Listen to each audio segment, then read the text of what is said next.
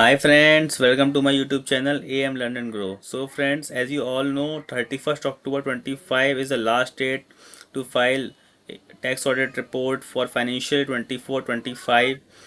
So friends, the due date is approaching and today's video is about how to file tax audit return correctly. So friends, income tax portal पे हम लोग आ गए income tax india.incometax.gov.in। यहाँ पे downloads के section में सबसे पहले हमें टैक्स ऑडिट की यूटिलिटी डाउनलोड करनी है। So friends, income tax forms के सेक्शन में we will download the form utility from here and install in our system. So friend, I have already installed that in our system, so I will open it. So friends, after opening, this will show like this.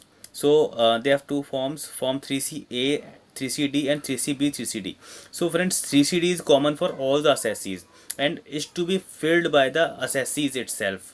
And the form 3CA and 3CB, so it is the report of a chartered accountant on the form 3CD.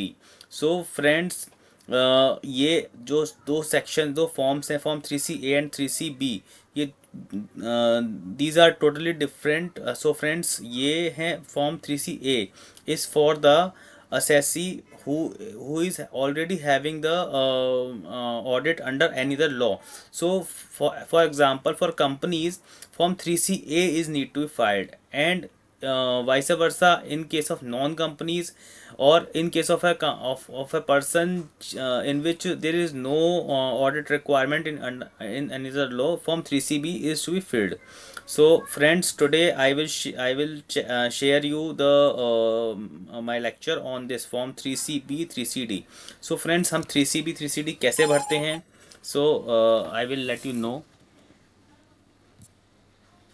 So friends, हमने file now पे click करके then उसके बाद we will go to the form 3CB 3CD, और we have four options. Either we should download the prefilled form. So इस पे prefilled form download करने के लिए हमें यहाँ पे क्लिक करके देन प्रोसीड करके देन हम इनकम टैक्स के पोर्टल पे चले जाएंगे एंड इनकम टैक्स के पोर्टल से अपना फॉर्म प्रीफिल्ड फॉर्म डाउनलोड कर लेंगे। या हमारे पास we have another option of import prefill data और import जेसन और कंटिन्यू विदाउट प्रीफिल। सपोज हमें कुछ भी प्रीफिल नहीं करना, अगर नॉर्मल हमें सब कुछ मैनुअली भरना है तो फिर आप हम इस पर क्लिक कर सकते हैं। सो फ्रेंड्स, मैंने import जेसन ऑलरेडी लॉगिन करके import कर ली थी इनकम टैक्स पोर्टल से। So friends, I will continue with this import Jason and friends original. So if your tax audit is original, so it depends कि अगर आपने suppose original भरी हुई है बट रिवाइज करनी है आपको, तो आप रिवाइज पे क्लिक करके then you will go for the revised. And but अगर ओरिजिनल भरनी है then you should click on this original and then also get the attachment. So जो भी आपने जेसन डाउनलोड करी है। So friends, this message shows that the JSON is successfully imported, and we will continue with the proceed button. Okay, and the details are all there. So we will click on this. Let's get started. You can also read the instructions, the provisions of the law for what 44AB tells about, and rule 6G 1A tells about to how to fill the tax audit report. So we will click on let's get started. So friends, all the two forms, form 3CB 3CD, so pop up here. So friends, 3CB, so this is the report of a chartered accountant on this form 3CD. So friends, what form 3CD says? So 3CD in 3CD there are 44 clauses. So 44 clauses is to be filled up by the assessee or the assessee's consultant, accountant, tax person, and on that form 3CB is to be filled up by the auditor, tax auditor. So friends, so this is the tax audit report. So in which the CA, chartered accountant, simply writes that okay, I have examined the balance sheet as at this date and the profit and loss account for the period from to beginning from to ending on. So friends, in this the name of the assessee, address, etc. is to be filled up, PAN number, etc. is to be filled up, and the where the books of accounts are maintained is to be also be written. Further, if any other observations, comments, discrepancies, inconsistencies are uh, observed by the tax auditor, then it should be right here. Ki suppose on the basis of some management note, management report, they have relied upon something like valuation of closing stock or something. So all the observations the is there any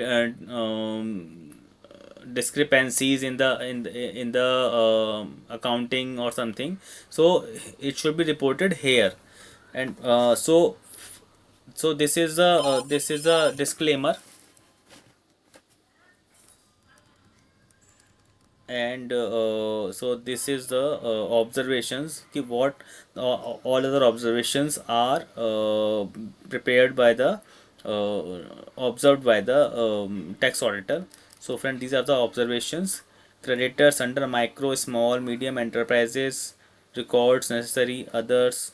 So friends, these are the observations. You can also write any other observation here by clicking add details, and like all other information. There are various tabs here.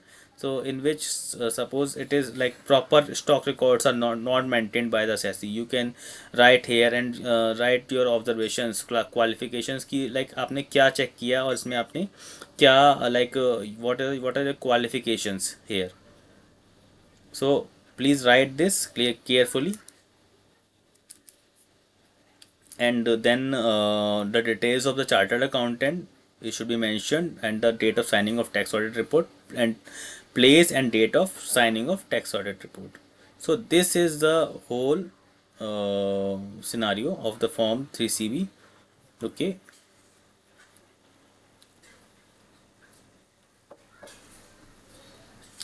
So some these should also be filled up.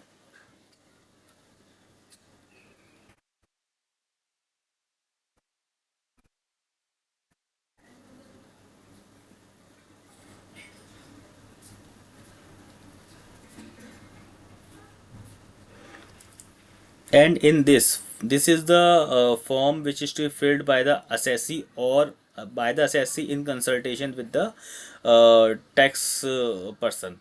So friends, these are the 44 clauses which is to be filled up by the auditor, by the assessee, sorry, by the assessee very carefully, and to be checked by the tax auditor using his due diligence and the professional skepticism.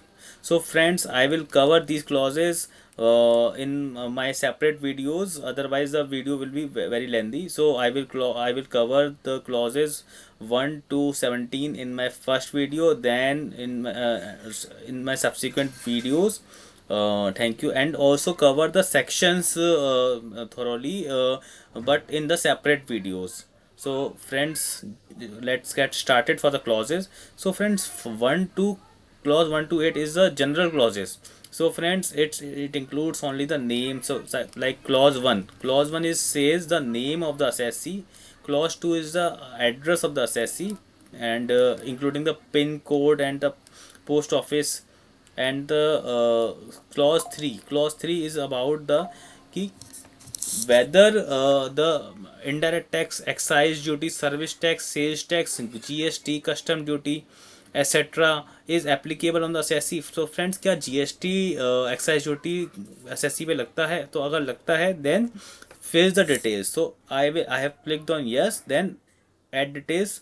So friends, क्या लगता है, like GST लगता है तो GST का number and state, किस state का GST है, या कुछ भी अगर आपको लाइक अगर सो सर्विस टैक्स सब तो नहीं है तो एक्साइज लगता है, मान लो suppose alcoholic liquor for human consumption है, तो एक्साइज का नंबर क्या है वो ऐड करना है. सो फ्रेंड्स, आपका जो भी इसमें आपको जो भी आपके रजिस्ट्रेशंस हैं वो आपको इसमें शो करने हैं, जो इनडायरेक्ट टैक्सेस के रजिस्ट्रेशंस हैं. So this is for the clause 4. Then clause 5 the status individual हो या आप लाइक फर्म हो, एओपी बीओआई हो, सो इट शुड बी मतलब ये आप अपने पैन नंबर के अकॉर्डिंग आप सिलेक्ट कर सकते हो। सो फ्रेंड्स, अगर आप फर्म और एच यू एफ हो तो आपको आप जो एक क्लॉज है वो एप्लीकेबल हो जाता है, नहीं तो फिर वो डिसेबल हो जाता है।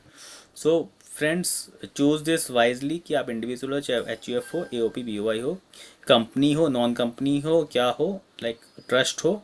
So friends, these are the this is for the clause 5 and clause 6 is कि किस ईयर की आप जो है अपना टैक्स ऑडिट की रिटर्न रिपोर्ट भर रहे हो। So friends, previous year from to. And clause 7 is assessment year, किस असेसमेंट ईयर की। So friends, as you all know, assessment year is the like subsequent to the previous year. So friends, 24-25 is the previous year and assessment is 25-26. And friend, indicate the relevant clause of section 44ab under which tax audit is has been conducted. So friend, section 44ab में बहुत सारे clauses हैं जिसके under आपको tax audit करानी पड़ती है। So friends, इसमें आपको सिलेक्ट करना चाहिए इसको ऐड डिटेल्स करके कि आप किस सेक्शन में आप किस क्लॉज में आप फॉल कर रहे हैं। सो फ्रेंड्स, कि आपकी क्या 1 करोड़ से ऊपर की टर्नओवर है, आप 44ab क्लॉज ए में आप फॉल कर रहे हैं, क्लॉज बी में फॉल कर रहे हैं। तो फ्रेंड्स, 50 लाख से ऊपर की आपकी ग्रॉस रिसिप्ट्स है प्रोफेशन में, या 44AE में जो आपका व्हीकल का बिजनेस है, plying on hire. So friends, these 44AE में आप फिल कर रहे हैं, 44BB। So friend, these are the presumptive taxation. 44ADA में हैं आप क्या, या like 44ADA presumptive taxation scheme, these are the and under which clause you are filling this tax audit. So friends, I will cover this section thoroughly in my next video. So friends, after that, clause 8, whether the assessee has opted for taxation under section 115 BAB. So friend, these are the new tax regime. So friends, new tax regime, under the new tax regime, as you all know कि certain deductions are not allowed, but the tax rate is very much lower than the original tax rate.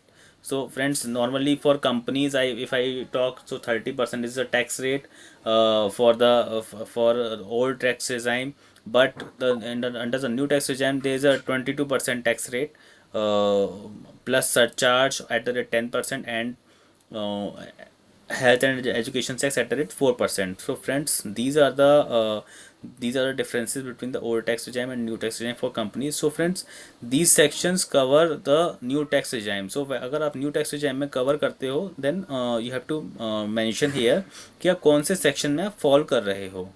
So friends, then we will select yes, and now we will go forward for clause 9 to 17. So friends, clause 9 to 17 what these से।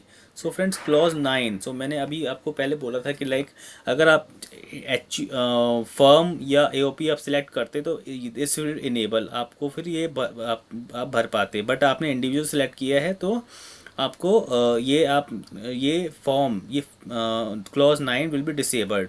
सो friend, clause 9 कहता क्या है कि in case of firm और AOP आपको partners के या members के, in members in case of AOP आपको उनके नाम देने हैं and the profit sharing ratio देने हैं, and in case of AOP shares of the members are indeterminate और unknown. And friends, for clause B, अगर आपको कोई चेंज हुआ है पार्टनर्स के या मेंबर्स के प्रॉफिट शेयरिंग रेशो में, सो फ्रेंड्स क्या चेंज हुआ है वो आपको बताना है। So friend, this is about the clause 9। Then clause 10। So friends, clause 10 is about the nature of business profession, कि आपका बिजनेस प्रोफेशन क्या है।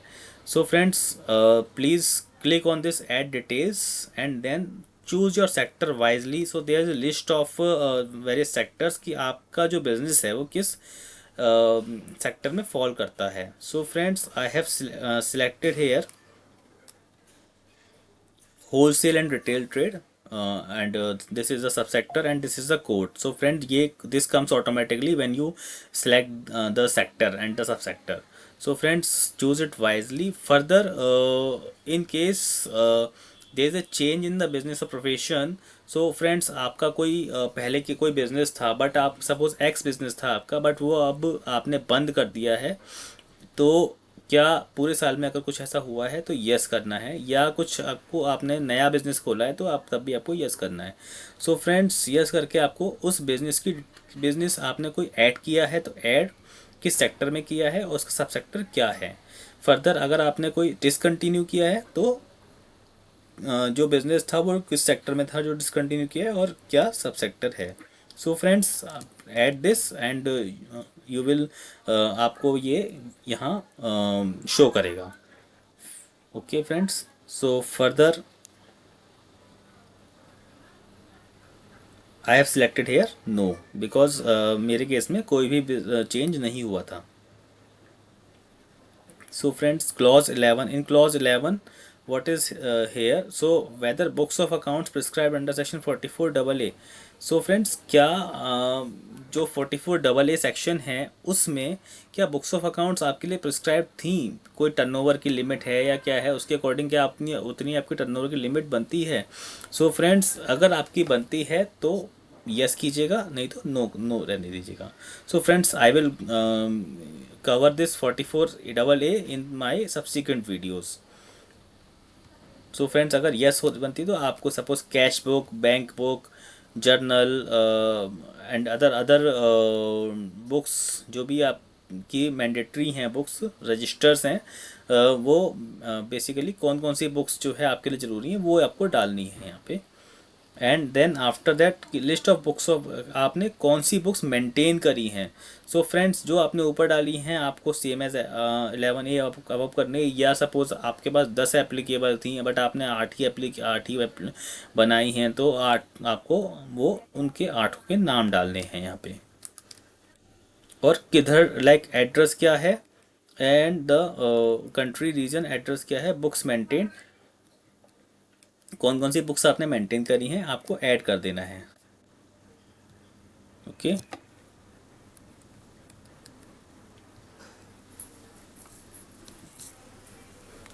List of books of account and nature of relevant document examine. So friends, आपको ये books of accounts, nature of documents examine कि कौन कौन से books of accounts and relevant documents examine किए हैं आपने।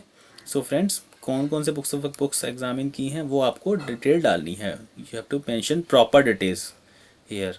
ओके, सो मेरे केस में ये नो था तो मैंने नो डाल दिया।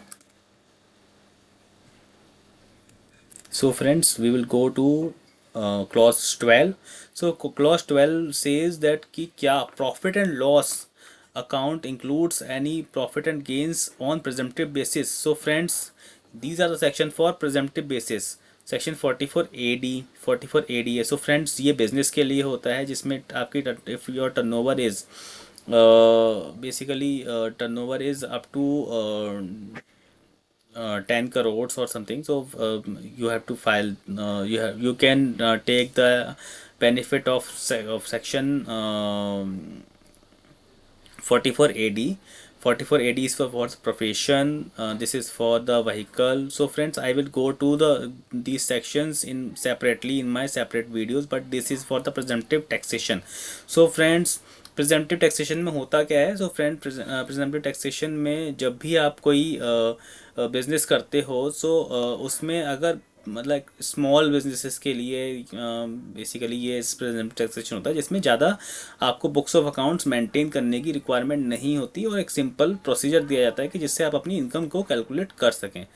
सो friend, these are the presumptive taxation section. अगर आपको आपके ऊपर एप्लीकेबल है तो आप यस करके देन आपको डिटेल भरनी कि किस सेक्शन में आपके ऊपर एप्लीकेबल है और कितना अमाउंट का जो इनकम है वो आपका उस सेक्शन में है। सो फ्रेंड्स, आपको ये भरना है। मेरे केस में ये नहीं है तो मैंने नो किया। Friends, clause 13-14, so this is for method of accounting applied. So friends, आपने कौन सी मेथड ऑफ अकाउंटिंग एम्प्लॉय करी है, मर्केंटाइल और what I say the cash basis. So basis basically आजकल के सिनारियो में 90-95% of the persons apply this mercantile system. So कोई अगर चेंज हुआ है आपकी मेथड ऑफ अकाउंटिंग में वैसे विस द प्रीवियस पीरियड अकाउंटिंग, सो आपको वो बताना है. अगर आपको चेंज हुआ है तो यस करके देन आपको डिटेल देनी है कि क्या चेंज हुआ है, उसकी वजह से अगर प्रॉफिट में कोई इंक्रीज हुआ है या डिक्रीज हुआ है तो क्या इंक्रीज डिक्रीज हुआ है. So friends, this is the method of accounting. Okay. And whether क्या है कोई एडजस्टमेंट रिक्वायर्ड है in case of ICDS. So friends, आपको पता होगा कि ICDS के सेक्शंस देर आर 10 ICDS. सो उन 10 ICDS में आपको मेंशन करना है कि कौन सा ICDS जो है वो हिट हुआ है आपके. अगर आपने लाइक ICDS के आप ICDS के अकॉर्डिंग आप नहीं चल रहे हैं तो आप कौन लाइक कितना इंक्रीज डिक्रीज हुआ है प्रॉफिट में. सो ICDS 1 is for the accounting policies, 2 is for the valuation of inventories, 3 is for the construction contract, 4 revenue recognition, 5 tangible fixed assets, 6 change in the foreign exchange rate, 7 government grants, 8 securities, 9 borrowing cost, 10 provisions, contingent liability and contingent assets. So there are total 10 ICDS and you have to mention कि किस ICDS में आपका adjustment है और उसकी वजह से कितना प्रॉफिट में इंक्रीज हुआ है या डिक्रीज हुआ है. So friends, you have to mention this. Okay.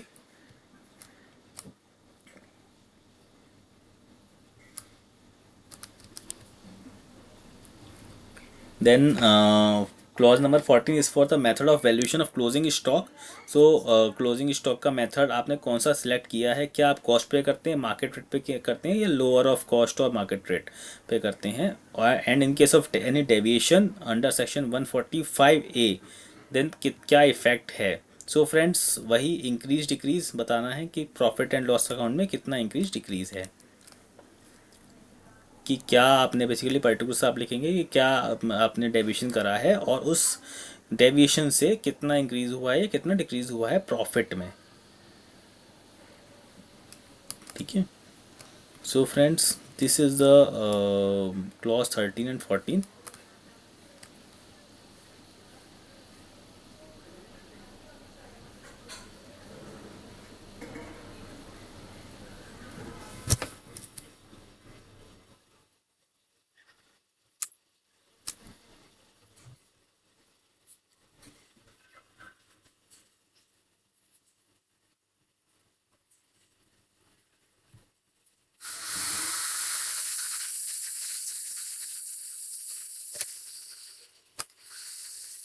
Yes, sure, there is some slowness in the internet. So friends, clause 13 14 and after that we will go to clause 15. So अगर आपके case में कोई आपने capital asset convert किया है stock and trade में, like आपकी कोई प्रॉपर्टी थी जो अभी जो आपके लिए कि आपके बिजनेस में या यूज़ आ रही थी वो कैपिटल असेट थी, बट आपने रियल एस्टेट में आपका बेसिकली रियल एस्टेट का बिजनेस है तो आपने उसको सोचा कि यार लाइक यू विल आपको आपका वो स्टॉक एंड ट्रेड बन गया, आपको उसको सेल करना है, उसमें फ्लैट्स हैं बहुत सारे, आपको सेल करना है तो आपने उसको स्टॉक एंड ट्रेड पे कन्वर्ट कर दिया. सो फ्रेंड्स, उस केस में आपको ये इन्फॉर्मेशन देनी है लाइक प्रॉपर्टी एट सम जो भी एड्रेस है वो इसका कब आपने वो प्रॉपर्टी खरीदी थी, कब उसका कॉस्ट ऑफ एक्विजिशन क्या था एंड किस अमाउंट पे आपने वो स्टॉक एंड ट्रेड में कन्वर्ट किया है, ये आपको इन्फॉर्मेशन देनी है. Then you will go to clause 16. Clause 16 में लाइक अमाउंट जो भी जो इनकम कंप्यूटेशन बनती है. सो फ्रेंड्स, कंप्यूटेशन के लिए amount not credited to profit and loss account. So friend, जो भी आपने like profit and loss account में क्रेडिट नहीं हुआ है बट क्रेडिट होना चाहिए. सो फ्रेंड, उसकी इंफॉर्मेशन भरनी है कि क्या स्कोप में है सेक्शन 28 का. ये चार्जिंग सेक्शन होता है इनकम टैक्स में PGBP का. तो PGBP के चार्जिंग सेक्शन में आपका ये आइटम फॉल होता है तो आपको उसकी डिटेल देनी है कि क्या आइटम है और क्या क्या अमाउंट है उसका. फिर duty drawbacks, refund of customs, excise, service tax, refund of sales tax, तो ये इसकी डिटेल्स देनी है। एस्केलेशन क्लेम्स, अगर आपका कोई लाइक आप कॉन्ट्रैक्टर हैं और उस कॉन्ट्रैक्टर में आपका आप एस्केलेशन लाइक कोई 1 करोड़ का कॉन्ट्रैक्ट था बट आपने एस्केलेशन क्लेम किया है 20%, suppose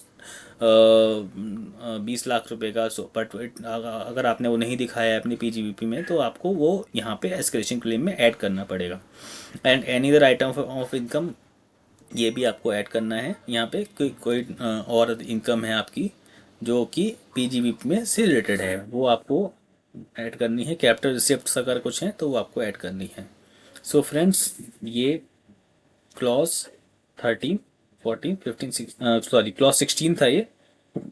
then we will go to clause 17। So friends, clause 17 is says that the कि वेदर एनी जहाँ पे लैंड बिल्डिंग या आपने लैंड या बिल्डिंग या दोनों ट्रांसफ़र की हैं during the previous year for consideration less than the value adopted. So basically SDV, stamp duty value, stamp duty value जो स्टैम्प डिपार्टमेंट जो प्रॉपर्टी का स्टैम्प वैल्यू होती है वो उससे भी कम में अगर आपने प्रॉपर्टी ट्रांसफ़र की है as refer to in section 43CA और सेक्शन 50C, तो आपको डिटेल्स यहाँ पर भरनी है कि आपने जो प्रॉपर्टी सेल करी है उसका क्या डिटेल है, एड्रेस क्या है उसका, डिटेल एड्रेस, कितनी कंसिडरेशन आपको रिसीव करी है।